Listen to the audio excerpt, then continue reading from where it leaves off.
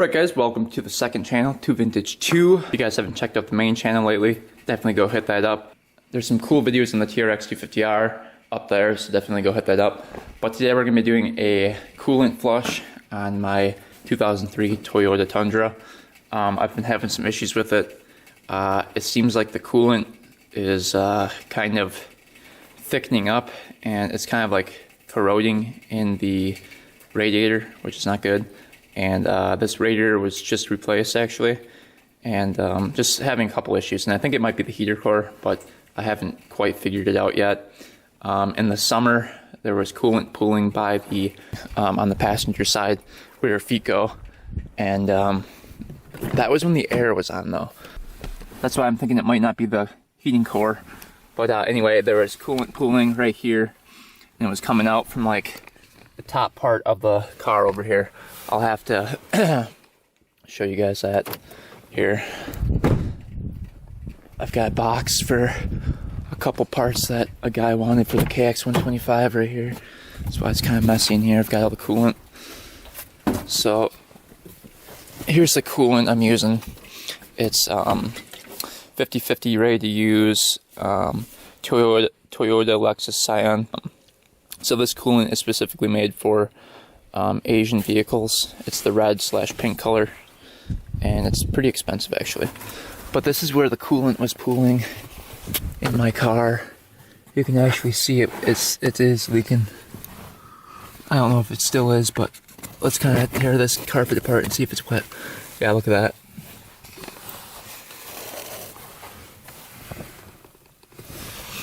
So that is not good at all. So coolant's coming through right there.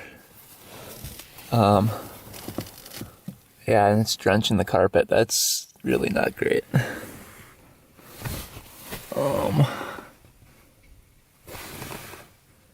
Yeah, not good at all.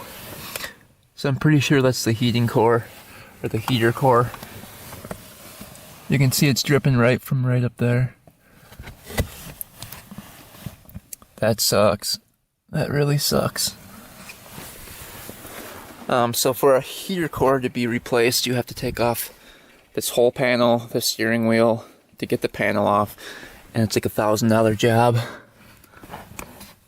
If that is what it is, which I think it is.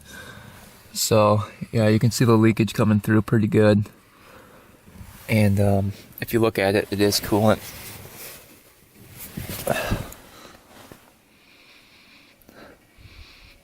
Yep, definitely coolant. Not good at all. So we're gonna do a coolant flush on it quick. And I think get all the bad coolant out of there. But I don't know why that would be leaking. It's such a bummer. That stinks. That really sucks. So yeah, also I could smell coolant in the car. I could smell like a kind of like a musty, like really gross smell coming from inside the car, and it kind of smelled like, you know, when you take off your coolant cap and you smell in your coolant, it kind of smells weird, and I could smell that throughout the whole car. And then my windows would kind of get foggier at night. I could kind of tell that it was, you know, fogging up the windows and stuff. And the heat works. The heat works great. The heat never had a problem working. So I'm guessing it's a very small leak in the heater core, which is that just sucks. I don't know if you can put something in there. I don't know if you can do like a flush with the heater core, but I've got to do something here, because it's not good to be breathing in coolant every time you drive. So I'm trying to look up here and just see if it is going to be that hard to get back there. But yeah, we'll check it out and then try to replace this coolant. And I'll bring you guys along for the ride. Stay tuned. Alright guys, now that the truck's cooled down, let's open up the coolant. See what that's looking like. I just filled it up. So yeah, you can see that all the corrosion in there is not looking too good. But yeah, I think we're going to do a little coolant flush here. And just get rid of all this really, really crappy coolant in there. And then we'll go from there.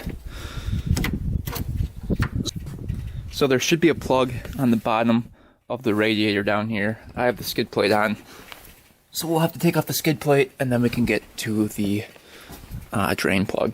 So let's do that. Alright guys, so we got the skid plate off right there.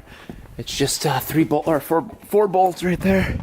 But if you look by the radiator right here, we can see that the plug is right here. So we're just gonna twist that guy out. We can see it right here. That's the drain plug. And it should drain out everything. And you see the two wires right there. I was checking for leaks in those. Didn't seem to be leaking at all. So that was good. But we'll drain this out quick. And then we'll flush it out with some water after that. This should be interesting. I don't know how much coolant this takes. But it says 0.9. I don't know what 0.9 means. But it looks like it might take a lot.